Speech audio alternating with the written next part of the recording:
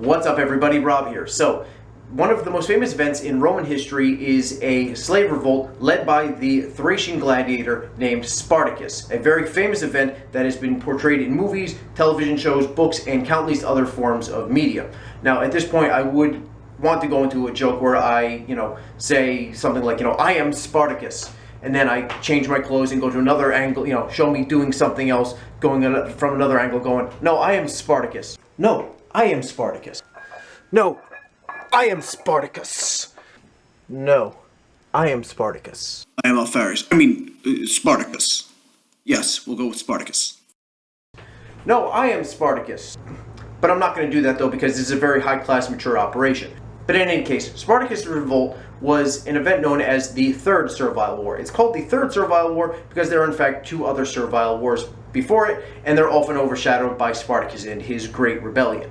So, I'm not good with transitions. So in any case, this is a very brief look at the First and Second Servile Wars. Alright, here we go.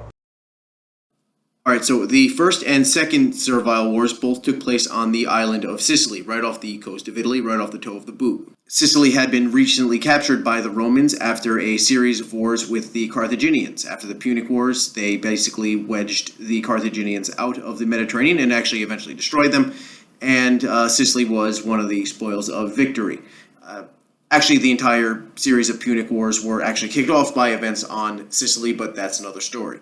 Now, Sicily was vitally important to the Romans for a number of strategic reasons, but for our purposes here, it was especially important for its agriculture.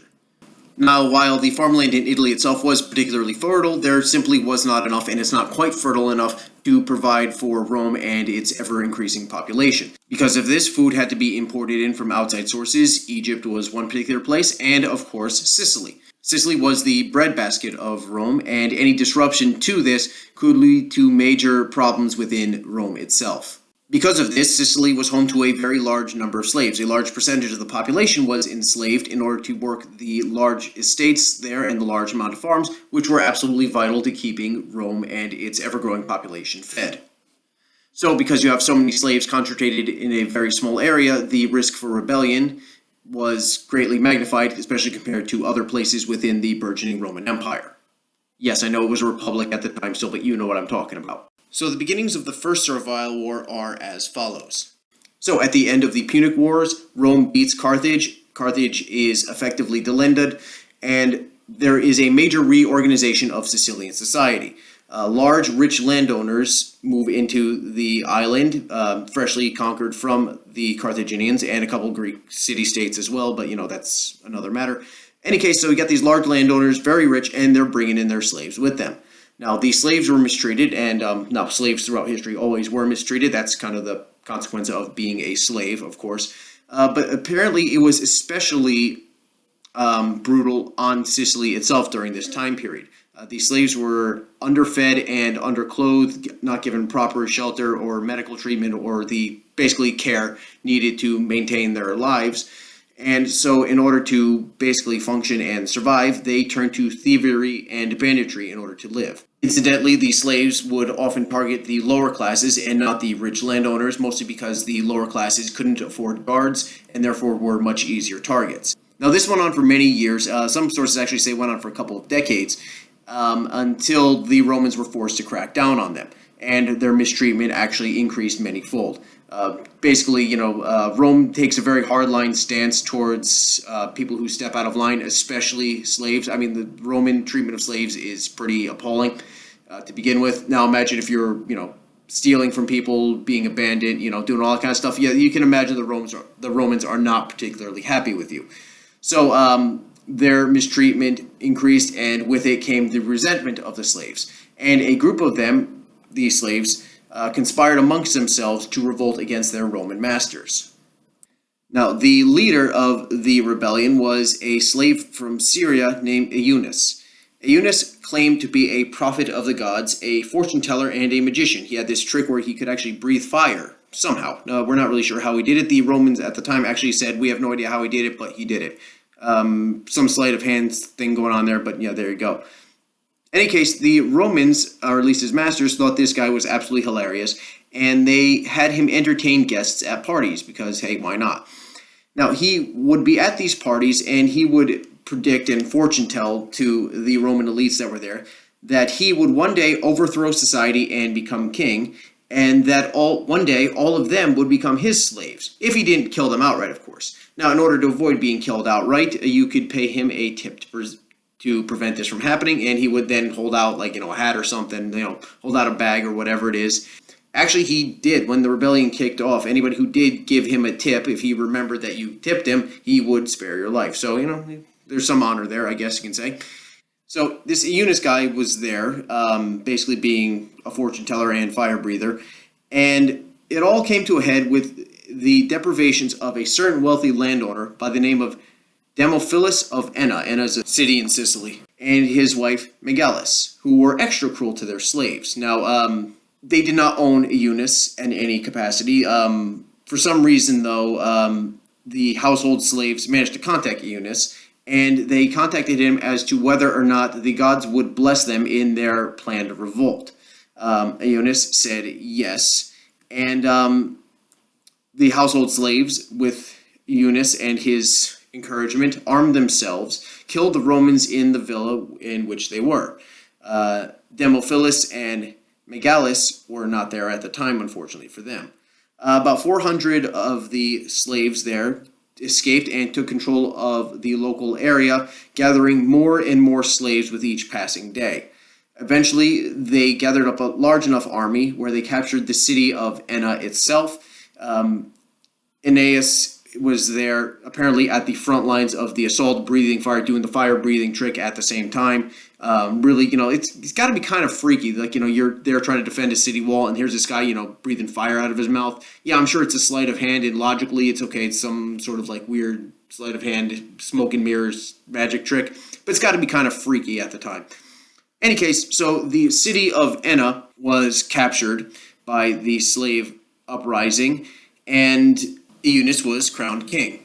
He then changed his name to Antiochus, which is a reference to the rulers of the Seleucid kingdom, of which his native Syria was under the control of at that time. He then actually set up a rather effective system of government within his newly found kingdom. He minted his own coins and set up a very comprehensive infrastructure for food distribution, weapons manufacture, and basically all of the trappings of statehood. He wanted to really establish in his own kingdom, completely separate from the Romans on Sicily, and actually managed to hold out against the Romans for several years. Rather effective that way. He was actually more of an administrator, and the Romans did send several armies out after the rebelling slaves, but it doesn't seem that Eunice, or Antiochus, as he is now known apparently, he really was not much of a military commander. Most of his military feats, or the military feats of this newly created slave kingdom, were actually under the control of a Galician by the name of Cleon. Galicia is in modern-day Turkey, but there you go. And just for the sake of completeness, whatever happened to Damophilus and Megalis, the slave owners who actually, kicked off all of this, they weren't there at the time, like I said, when the rebellion started out. And eventually, Eunice, or Antiochus, found out about the location of these two and sent a group of his men to go get them. They were captured and tied up, and according to the chronicler Diodorus Siculus, were, and I quote, passed along with much ill treatment. Though I have to admit, though, that their daughter was spared the same thing since she was actually very kind to the slaves. In any case, Damophilus pleaded for his life. They were eventually brought in front of the slaves. I think they were brought in front into an amphitheater. The slaves were gathered there, and they're going to figure out what they're going to do with these guys. And Damophilus pleaded for his life, and some of the slaves actually agreed. It's like, you know what, let bygones be bygones, and let's, we're in control now, let's just get rid of these guys, make them go away. But there were two slaves who were apparently the focus of the deprivations of Damophilus and Megalis, and they weren't having any of that. So one of them stabbed him in the stomach with his sword, and the other one cut off his head with an axe. Just right then and there, just, killed him on the spot. Megalis, his wife, was turned over to the female slaves, who whipped and beat her pretty much bloody and ragged. They really obviously were very, very angry with her. And eventually they threw her off of a cliff. So yeah, there you go. Any case, this actually went on for a couple years, this newly found slave kingdom, under Antiochus or Eunice or whatever it is he decides to call himself. Actually lasted for about 3 years. The rebellion kicked off in 135 BCE, and it lasted till 132 BC. Now, during that 3-year period, they actually managed to hold Enna and actually much of the surrounding countryside. And Romans sent garrison after garrison, army after army to try to defeat the slaves and basically put them back into their place. And one by one, they kept getting defeated by this army. Now, as the word spread of this rebellion, more rebellions of slaves popped up. One actually happened in Rome itself, and another sprang up in Attica, which is in Greece. But these were put down pretty quickly before they can gain any real traction. So for 3 years in Sicily, there was this upstart slave kingdom, basically just thumbing its nose at the Romans. And they actually spread out from Enna and captured many other cities around the surrounding area, and were constantly launching raids and attacks into Roman-held territory. However, you have to understand that the Roman Republic, this is an up-and-coming world power at this point. They basically had just, kicked the teeth out of Carthage a couple decades earlier. They're, expanding into various other parts of the Mediterranean basin at this point. They are really, on the rise, and Rome does not become one of the great empires of all time by backing down when things get a little bit tough. So even though multiple armies that were sent after this slave kingdom were destroyed, they eventually sent in a general under the command of a guy by the name of Rupilius, who retook several of the cities and eventually besieged Enna itself, which is the home base of this slave kingdom. Apparently, the Cilician Cleon, who was the military head of the slave kingdom, sallied out from Enna and fought heroically right on the front lines. Actually, Diodorus Siculus, who was one of the main sources of this, said that he fought heroically and valiantly, but was killed. And eventually the city gates were breached, and the city was recaptured. Eunice, or Antiochus, fled the city with a number of his followers, but was captured soon afterwards. I believe he was found hiding in a cave or a rock crevice somewhere along a cliff face. In any case, he was captured and was being transported back to one of the main cities in Sicily for his punishment, but he died before he could be executed publicly. The whole rebellion lasted about 3 years, from 135 BC to 132 BC, and at its height, the slave army had, according to Diodorus, about 200,000 individuals, though other sources, I believe it was Tacitus and a couple others, said it was closer to about 70,000. But still, this was a major rebellion right on Italy's doorstep, and pretty much shook up the Romans in a major way. So there you are, that is the First Servile War. Now, the Second Servile War took place also in Sicily about 30 years later. This was due to the actions of the Teutones and the Cimbri. Now, the Teutones and the Cimbri are believed to be a Germanic people, or two Germanic tribes, though there might be some Celts involved, and there actually were Celtic tribes that moved along with them. Any case, they were migrating en masse towards Roman territory. Now, the Romans were freaked out about this, and so they turned to this guy here. This is Caius Marius, one of the consuls of Rome, one of the most famous Romans in its republic's history. I believe he was the consul for a record 8 times, more than any other individual. He completely reformed the Roman military into a professional fighting force. Did a whole bunch of other really cool stuff that I'm not going to get into here, maybe another day.